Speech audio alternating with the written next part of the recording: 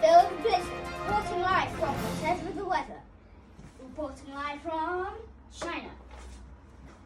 It's been absolutely devastating here after last night's tsunami. I have with me now local bar attendant Heather, who has watched her car being swept away in the tsunami. Hi Heather. Hi.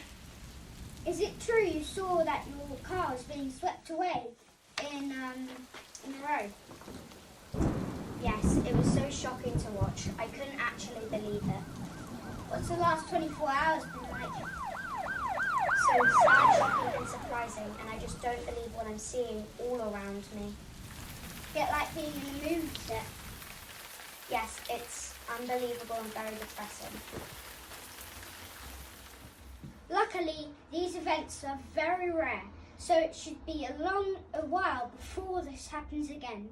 This is Bill the Blizzard reporting live from whatever the weather. See you next week for another weather disaster.